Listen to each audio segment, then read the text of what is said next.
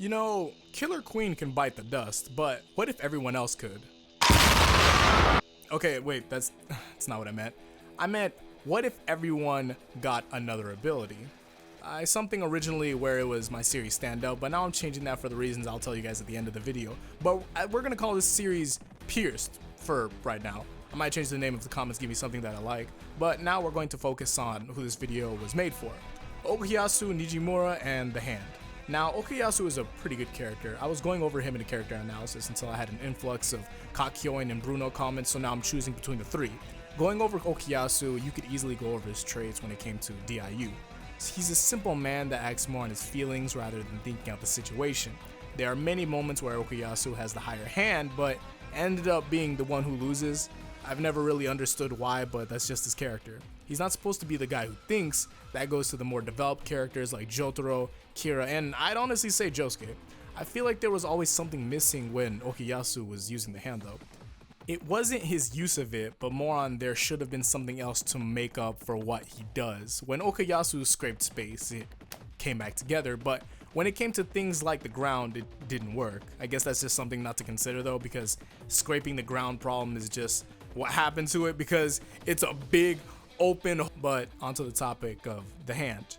I had always thought that the hand would be of more of use if it wasn't just restricted to his palm. I felt that it would work if it would also work with his fingers. He could also give a scrape a smaller amount with them, but it would still work regardless. And aside from that, there was really a huge thing that made me think, what does Okuyasu really need? Then that's what made me think about what Okuyasu always needed or wanted. Okuyasu always wanted life to go back to what it was. When it was the beginning of part 4, the goal of both Keicho and Okuyasu was to either kill their father or bring him back to how he was originally. Then when getting further on, he wanted his brother back along with his original life, but it wasn't as bad. Okuyasu's life had actually been a product of the hand in a sense. There were always things getting removed, but in the end it was all slapped together.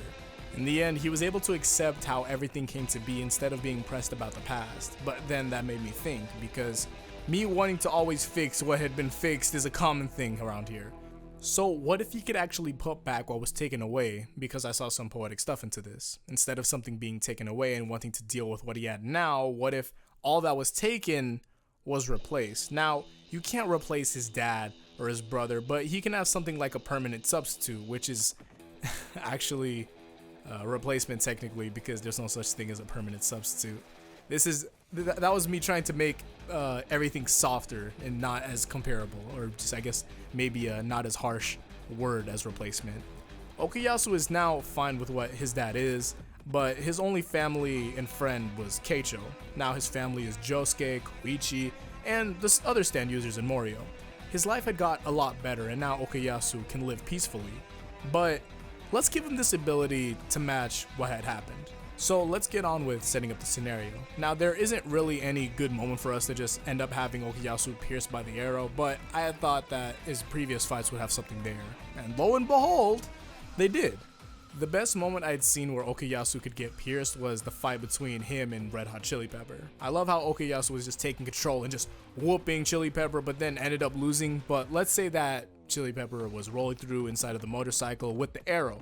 Then everything that happened is still happening. Okuyasu is still beating the life out of Chili Pepper. Then he ends up losing because of the holes in the ground and all that.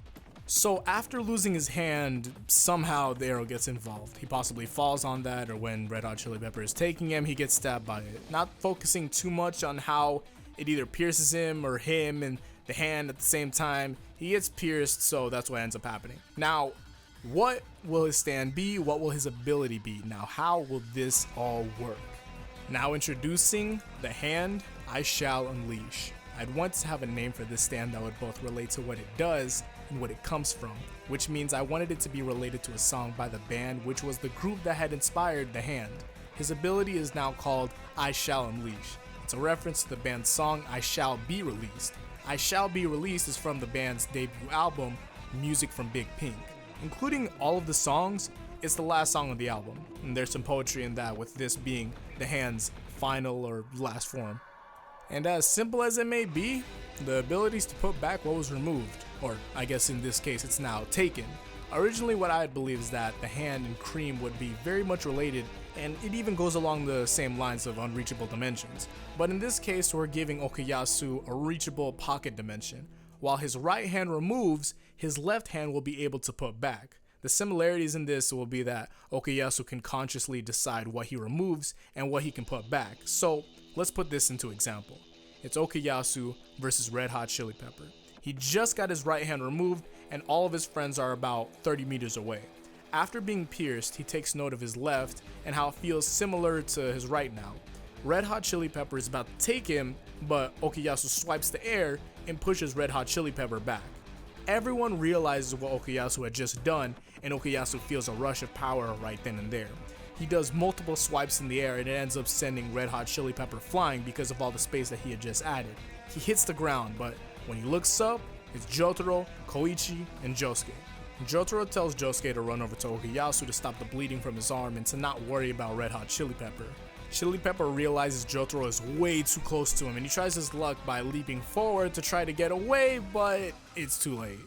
Jotaro stops time and then he hits him with the yada yada, and then a great heat attack finish for Red Hot Chili Pepper. Now, with this ability, there is so much change for the future. With the ability to put back, he can actually prepare for future fights by scraping things that he could use in the future, but it's Okuyasu, so you know he's not going to do any of that. He's just going to continually remove space and stack on so much of it. With this ability, he'd be able to push Rohan right out of the window with all the space that he had scraped and completely avoid the fight that involved Josuke saving the day. He could also push back Kira with enough force to launch him into a wall, which is avoiding the first air bomb that was created by Stray Cat and Killer Queen. And I believe that his right and left would just focus on space alone because Okuyasu really isn't the guy to plan out fights beforehand. And like we talked about before, he's the guy to act on his heart and not plan with his mind. But I think that what I really want out of all of this, besides you guys following me on Twitter, because I always see people liking my videos, they never follow me, I'm just like, what the fuck's going on? Is the board from the fight between Josuke and Okuyasu. That board would just come flying out of nowhere and just end a fight. That would just be really amazing, just throwing it all back to like the beginning of all of DIU. And I'm pretty sure there's honestly a potential comic with this. Like if someone makes a high quality comic out of this, I'm definitely shouting that out in the next video. Just have like some random fight, I don't know, Okuyasu versus Josuke. I mean Okuyasu and Kira just about to fight, and after that just swipe space and then fucking board just comes out of nowhere and just decks Kira right in the face. That'd be amazing. But that's going to be it for this, you guys. For the next video, I would like you guys to use the poll in the top right corner because I couldn't figure out what Jobro to do next in the character analysis. For the next video of this series, I'd like to see what you guys commented, what character and what stand you guys want to see next. I'll see you guys in the next one though, and also try not to pick Okuyasu. I mean, we just did a video about him. You want to have 2 Okuyasu videos? Do you guys really love him that much? I mean, if you do, you can fucking go select it. I don't care. I'm the one who's doing the video, but you know, you guys don't want to pick. But I'll see you guys in the next one though. So until then, peace out and Godspeed.